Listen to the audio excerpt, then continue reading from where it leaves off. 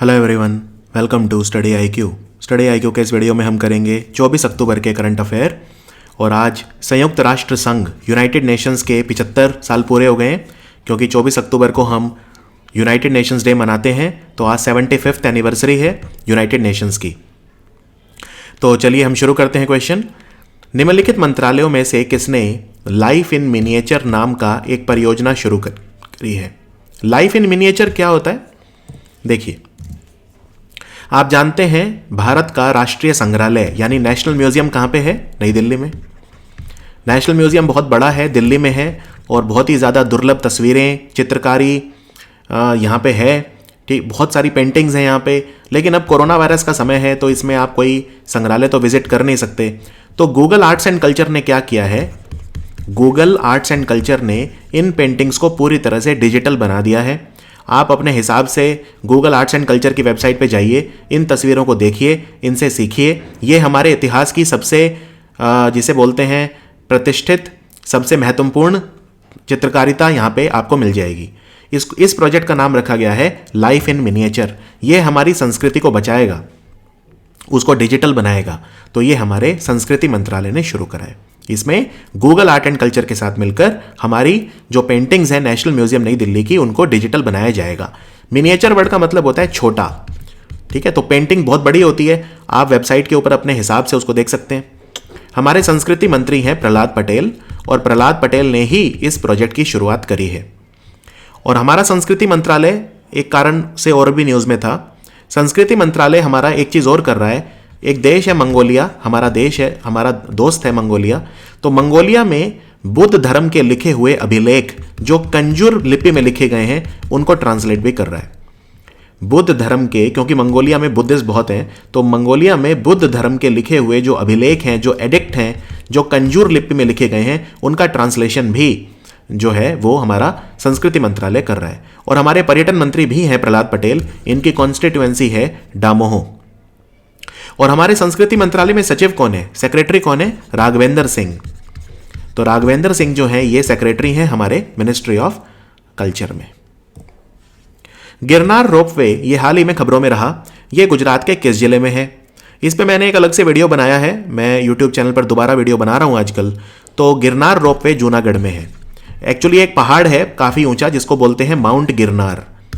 Mount Girnar, आपने गिर national park सुना होगा, तो वो भी यहीं पे है, जूनागढ़, गिर सोमनाथ और अमरेली डिस्ट्रिक्ट में। और ये पर्यटकों के लिए बहुत ज़्यादा महत्वपूर्ण है। और यहाँ पे पहाड़ के ऊपर एक मंदिर है, अंबाजी मंदिर, जहाँ पे बहुत सारी सीढ़ियाँ चढ़ के जाना पड़ता है। लेकिन अगर आप ये रोपवे लेंगे, सिर्फ 7 मिनट में पहुँच जाएंगे, सिर्फ 7 मिनट में। तो खास तौर से जो बुजुर्ग हैं उनको फायदा होगा। गिरनार रोपवे का उद्घाटन 24 अक्टूबर को प्रधानमंत्री मोदी जी करेंगे। तो आंसर है जूनागढ़ में बन रहा है गिरनार रोपवे। और कौन सी कंपनी ने बनाया है इसको? इसको बनाया है एक कंपनी ने जिसका नाम है उषा ब्रेको। उषा ब्रेको। तेलंगाना के पहले गृह मंत्री एन नरसिम्हा रेड्डी का निधन हो गया। ये कौन से राजनीतिक दल से थे?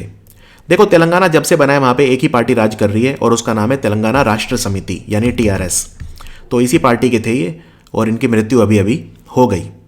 तेलंगाना के बारे में कुछ चीज़ें जान लीजिए। जैसे तेलंगाना ने 2020 का जो साल है उसे कृत्रिम बुद्धिमत्ता का साल डिक्लेयर करा है। आर्टिफिशियल इंटेलिजेंस का साल है ये। तेलंगाना का तेलिया रुमाल, इसे भौगोलिक संकेतक मिला है। राजधानी हैदराबाद है यहाँ की। तेलंगाना में एक सिंचाई परियोजना चल रही है जिसका नाम है कोंडा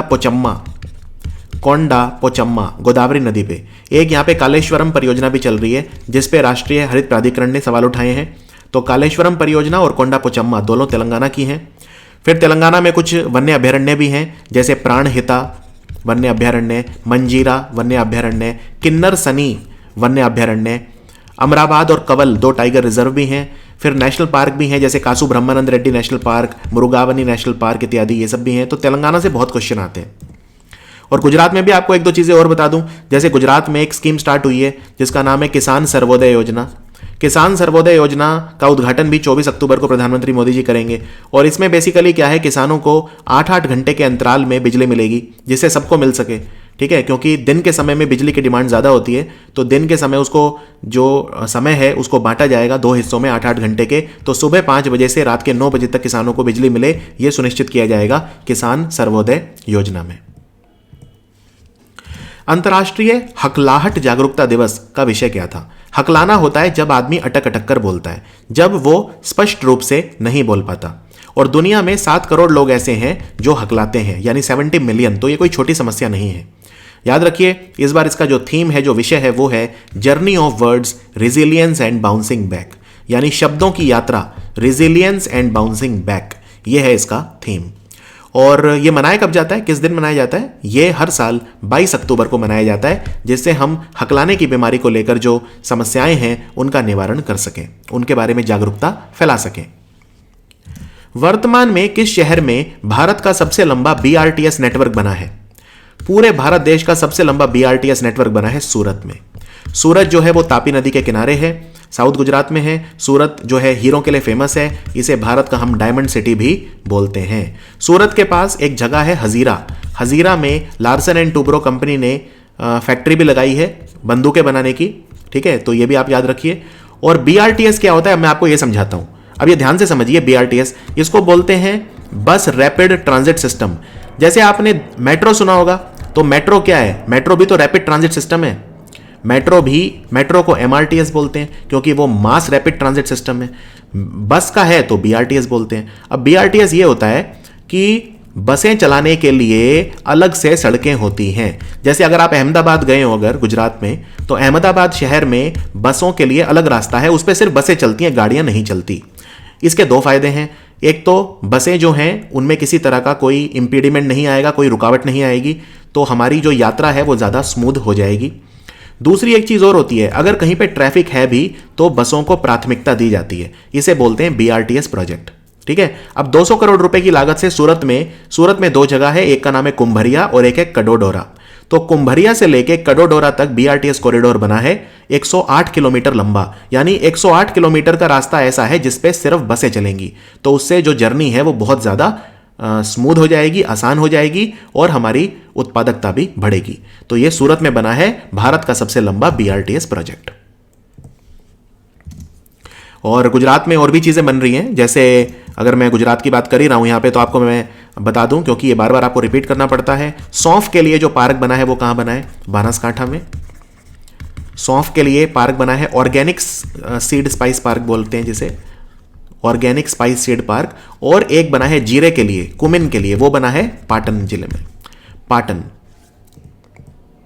मेक इन ओडिशा जैसे मेक इन इंडिया है वैसे मेक इन ओडिशा, तो इसके लिए राष्ट्रीय उद्योग भागीदार के रूप में किसे चुना गया है, यानी कौन सपोर्ट करेगा, कौन पार्टनर करेगा मेक इन ओडिशा इवेंट को?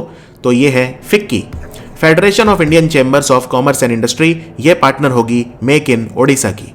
और ओडिशा के मुख्यमंत्री जो हैं नवीन पटनायक हैं, इनके फादर थे बीजू पटनायक, इनकी पार्टी का नाम है बीजू जनता दल। और यहाँ के राज्यपाल हैं गणेशी लाल। आपको बता दूं कि बीजू पटनायक के जीवन पे एक किताब लिखी गई है जिसका नाम है the adventures of a daredevil democrat. Adventures of a daredevil democrat. Odisha में किसानों के लिए बलराम योजना चल रही है, ओडिशा में स्वच्छता कर्मियों के लिए गरिमा योजना चल रही है। तो काफ़ी ओडिशा से क्वेश्चन आ सकते हैं। भुवनेश्वर यहाँ की राजधानी है। हमारा जो बीमा नियामक है, insurance regulatory and development authority of India, इन्होंने भारत में साइबर इंश्योरेंस की एक स्टैंडर्ड पॉलिसी यानी मानक पॉलिसी लाने के लिए किसकी अध्यक्षता में एक पैनल गठित करा है। इस पैनल के अध्यक्ष बनाए गए हैं मिस्टर पी उमेश। तो ये करना क्या चाह रहे हैं? आप जानते हैं कि जो बीमा नियामक है वो कुछ ऐसी पॉलिसी ला रहा है जो सारी कंपनियां ऑफर करती हैं। जैसे आपने आरोग्य संजीवनी सुना होगा।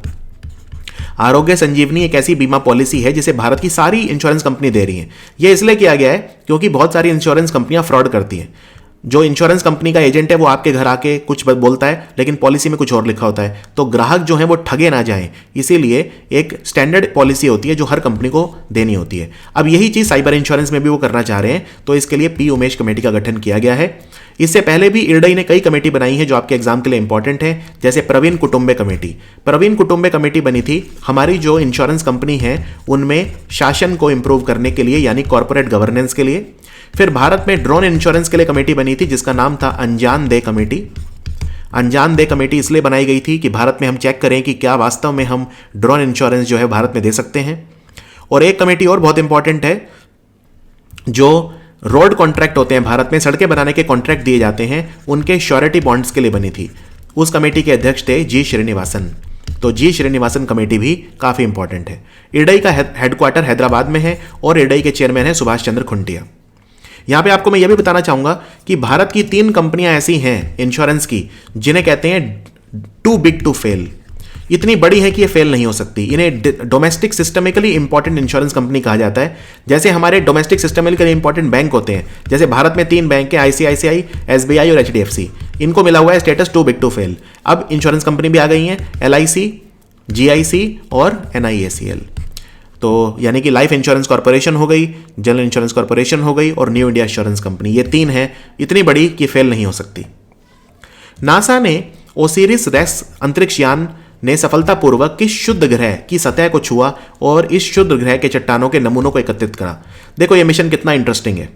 हाँ, ये हमारी धरती है, ठीक है, धरती है। धरती के आसपास बहुत सारे छोटे छोटे ग्रह हैं जिन्हें हम माइनर प्लैनेट या बोने ड्वार्फ प्लैनेट या शुद्ध ग्रह बोलते हैं। ये पत्थरों के बने हैं, चट्टानों के बने हैं, ये गैस के बने हैं, कार्बन के बने हैं और इनके बारे में जानकारी भी काफ़ी कम है। एक खतरा यह भी रहता है कि ये धरती से टकरा सकते हैं, तो इसीलिए नासा ने ओसिरिस रेक्स मिशन करा। ये 2016 में इन्होंने अंतरिक्ष यान छोड़ा जिसका नाम था ओसिरिस रेक्स और 2018 में पहुंच गया ये बेन्नू में। तो आंसर है बेन्नू। बेन्नू एक चट्टान का बना हुआ एक शुद्ध ग्रह है, धरती के चारों तरफ घूम रहा है, धरती के काफ़ी नज़दीक है ये बेन्नू। और ये अंतरिक्ष यान बेन्नू पहुंच गया 2018, लेकिन 2018 से ये नमूने एकत्रित करने की कोशिश कर रहा था। फाइनली 2 साल के बाद 2020 में अब इसने नमूने उठा लिए हैं यहाँ से। अब ये पत्थर है, चट्टान है, क्या है, और ये नमूने वापस लेके 2023 तक धरती पे आएगा। फिर हम इनका परीक्षण करेंगे, निरीक्षण करेंगे और देखेंगे किस चीज़ का बना है। तो ये मिशन है बेन्नू मिशन, बहुत इंपॉर्टेंट मिशन है। और नासा का जो हेडक्वार्टर है वॉशिंगटन डीसी में है। इस हेडक्वार्टर का नाम, मुख्यालय का नाम रखा गया है मैरी जैक्सन के नाम पे, मैरी जैक्सन। और नासा का एक टेलीस्कोप है जिसका नाम है डब्ल्यू फर्स्ट टेलीस्कोप, इसका नाम इन्होंने नैन्सी ग्रेस रोमन के नाम पे रखा है। और नासा का एक और टेलीस्कोप है हबल टेलीस्कोप, जिसको 30 साल पूरे हो गए हैं। भारत कौन से देश के साथ मिलकर बाहरी अंतरिक्ष की खोज करेगा शांतिपूर्ण उद्देश्यों के लिए? एक्सोप्लैनेट बोलते हैं, एक्सोप्लैनेट सर्वे, यानी पता करेगा दुनिया में और प्लैनेट है नहीं है रहने लायक, और ये सब रिसर्च करेगा। ये भारत करेगा नाइजीरिया के साथ मिलकर। तो आंसर है नाइजीरिया। नाइजीरिया की जो राजधानी है वो है अबुजा, जापान की टोक्यो, क्यूबा की हवाना, दक्षिण अफ्रीका की 3 राजधानियां, तो वो इंपॉर्टेंट नहीं है, लेकिन यहाँ के राष्ट्रपति इंपॉर्टेंट है, सिरिल रामाफोसा। यूरोपीय संघ के शीर्ष मानवाधिकार सम्मान सखारोव पुरस्कार से किसे सम्मानित किया गया है? ये बहुत इंपॉर्टेंट क्वेश्चन है, क्योंकि देखिए जब आप किसी तानाशाह के खिलाफ आवाज़ उठाते हैं उसके लिए सबसे ज़्यादा हिम्मत चाहिए होती है। तो अभी क्या चल रहा है, जो बेलारूस है, बेलारूस के तानाशाह कौन है इस वक्त? Alexander Lukashenko. अलेक्जेंडर लुकाशेंको के खिलाफ आवाज़ कौन उठा रही है? Svetlana Tikhanovskaya. तो स्वेतलाना तिखानोवस्काया को मिला है सखारोव पुरस्कार मानवाधिकारों की रक्षा के लिए और एक तानाशाही के खिलाफ आवाज़ उठाने के लिए। साद अल हरीरी ये कौन से देश के प्रधानमंत्री फिर से नियुक्त किए गए हैं? ये देश काफ़ी अनस्टेबल चल रहा है इस वक्त, ये देश है लेबनान। तो लेबनान की राजधानी है बेरूत और यहाँ के प्रधानमंत्री बन गए हैं फिर से साद अल हरीरी। जॉर्डन की राजधानी है अम्मान। कौन सा देश भारत स्थित अपने दूतावास में अगले साल जनवरी से एक वाटर अटैची नियुक्त करेगा? ये अटैची नहीं है, इसको अटाशे बोलते हैं, ठीक है, अटाशे। बेसिकली क्या होता है, ये देश है इजराइल। इजराइल हमारा मित्र है, आप जानते हैं। और इजराइल अगर किसी चीज़ में महारत इसे है तो वो है पानी को बचाने में। पानी को बचाने में जिसे बोलते हैं जल प्रबंधन। एक आपने सिंचाई परियोजना सुनी होगी जिसको ड्रिप इरिगेशन बोलते हैं, जिसमें बूंद बूंद करके पानी दिया जाता है खेतों में, वो इजराइल का आविष्कार था। तो इजराइल जल प्रबंधन में भारत की मदद करेगा। इसके लिए खास लोग इजराइल से वहाँ के दूतावास में बैठा करेंगे, जो भारत का दूतावास है। तो ये आपको याद रखना है। तो वाटर अटैशे नियुक्त करेगा इजराइल। इजराइल है, इसने अपने एक तेल अवीव शहर है, वहाँ पे एक गली का नाम रविंद्रनाथ टैगोर के नाम पे भी रखा है। इजराइल से हम बंदूक भी खरीद रहे हैं, एक तो है अराड और दूसरी है कार्मेल। इजराइल ने अपनी मिसाइल भी छोड़ी है जिसका नाम है एरो द्वितीय। भारत और किस देश के बीच कोयले के ऊपर 5वां संयुक्त कार्यदल की बैठक 5 नवंबर को होगी? कोयले को लेकर भारत संयुक्त कार्यदल कर रहा है इंडोनेशिया के साथ। इंडोनेशिया की जो राष्ट्रपति हैं उनका नाम है जोको विडोडो। यहाँ की पुरानी राजधानी जकार्ता है, नई बनेगी ईस्ट कालीमंतन। इंडोनेशिया के साथ भारत युद्धाभ्यास भी करता है जिसका नाम है समुद्र शक्ति। समुद्र शक्ति। किस बैंक ने स्टार्टअप्स के लिए, नए उद्योगों के लिए आईआईटी मद्रास के साथ मिलकर इंड स्प्रिंग बोर्ड नाम का इंक्यूबेशन सेल स्थापित करा है? इंक्यूबेशन सेल ये होता है जहां पे जो नए उद्योग होते हैं उन्हें तकनीकी सहायता दी जाती है, मेंटरशिप दी जाती है, उन्हें सिखाया जाता है। तो ये आईआईटी मद्रास के साथ साझेदारी करी है इंडियन बैंक ने। इंडियन बैंक जो है ये इलाहाबाद बैंक में समा गया है। और आईआईटी मद्रास ने मोशिक नाम का एक माइक्रो प्रोसेसर भी बनाया है। द अल्टीमेट गोल, ये किताब किसने लिखी है? ये बहुत इंपॉर्टेंट किताब है क्योंकि ये रॉ के पूर्व अध्यक्ष ने लिखी है, विक्रम सूद ने। और रॉ के अभी अध्यक्ष कौन है? Samant Goel, research and analysis wing. तो विक्रम सूद ने लिखी है ये किताब द अल्टीमेट गोल। किस राज्य ने नाबार्ड के साथ मिलकर राज्य में एकीकृत आदर्श कृषि ग्राम योजना की शुरुआत करी है? एकीकृत आदर्श कृषि ग्राम योजना, यह योजना क्या है? इसमें जैविक खेती के ऊपर बल दिया जाएगा, जैविक खेती के ऊपर। और इसमें किसानों को लोन दिया जाएगा, 3 लाख रुपए तक का लोन, वो भी इंटरेस्ट फ्री। इस पे कोई ब्याज नहीं लिया जाएगा, ब्याज मुक्त ऋण दिया जाएगा 3 लाख रुपए तक किसानों को, जिससे वो जैविक खेती को अपना सकें। यह करा है उत्तराखंड की सरकार ने नाबार्ड के साथ मिलकर। नाबार्ड के 39 साल पूरे हो गए, ठीक है। नाबार्ड के 39 साल। नाबार्ड 12 जुलाई 1982 को बना था। इसके चेयरमैन है चिंतला गोविंदा रजुलू। और उत्तराखंड में एक खास चीज शुरू हुई है जो पूरे भारत में कहीं नहीं है, वो है ये पिरुल पावर प्रोजेक्ट। पिरुल पावर प्रोजेक्ट जो है, ये पिरुल जो होती है पाइन नीडल, उनसे पावर बना रहे हैं। तो ये उत्तराखंड के अलावा कोई नहीं कर रहा है, ठीक है। उत्तराखंड के मुख्यमंत्री हैं त्रिवेंद्र सिंह रावत, राजधानी है देहरादून।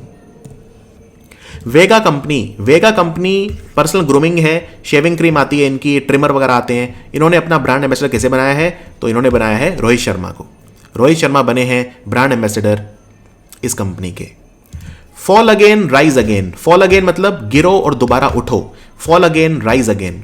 ये पुस्तक किसने लिखी है? ये बहुत अरबपति आदमी हैं, बहुत ही कम उम्र में अरबपति आदमी बन गए हैं। इनकी 2 कंपनियां हैं, एक तो है ड्रूम और एक का नाम आपने सुना ही होगा, शॉप क्लूज।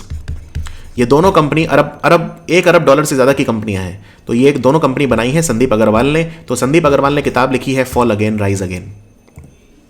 विश्व हिम तेंदुआ दिवस हर साल 23 अक्टूबर को मनाया जाता है। यह पहली बार कब मनाया गया था? देखो, हिम तेंदुआ है कहां पे? हिम तेंदुआ भारत में आपको मिलेगा हिमाचल में और उत्तराखंड में। ज्यादातर बस 2 ही जगह मिलता है। पहले कुछ जगह कश्मीर में भी पाया जाता था, लेकिन अब नहीं। हिमाचल का ये स्टेट एनिमल है, हिमाचल का राजकीय पशु है। और उत्तराखंड में उत्तरकाशी डिस्ट्रिक्ट के अंदर एक हिम तेंदुए को बचाने के लिए भारत का पहला कंजर्वेशन रिजर्व बना है। तो भारत का पहला snow leopard conservation reserve Uttarakhand में बना है। और यह पहली बार हिम तेंदुआ दिवस जो मनाया गया था, यह 2014 में मनाया गया था 23 अक्टूबर को। आपको बता दूं, एक बिश्केक समझौता है हिम तेंदुए को बचाने के लिए। जिन देशों में हिम तेंदुआ पाया जाता है, जैसे Bharat, Pakistan, China, Kazakhstan, Kyrgyzstan, Afghanistan, Uzbekistan, मतलब ये मध्य एशिया और दक्षिण एशिया में ज्यादातर पाया जाता है। तो इसको बचाने के लिए बिश्केक समझौता साइन किया गया था विभिन्न कंट्रीज के द्वारा। तो इसीलिए 23 अक्टूबर 2014 को पहली बार मनाया गया था विश्व हिम तेंदुआ दिवस। हिम तेंदुए को बादली तेंदुए यानी क्लाउडेड लेपर्ड के साथ कंफ्यूज मत करना, जो मेघालय का स्टेट एनिमल है। और clouded leopard national park Tripura में है, तो इनमें कोई कंफ्यूजन नहीं होनी चाहिए। सो ये था हमारा 24 अक्टूबर का वीडियो। मिलते हैं 25 अक्टूबर के वीडियो में। Thank you for watching study IQ।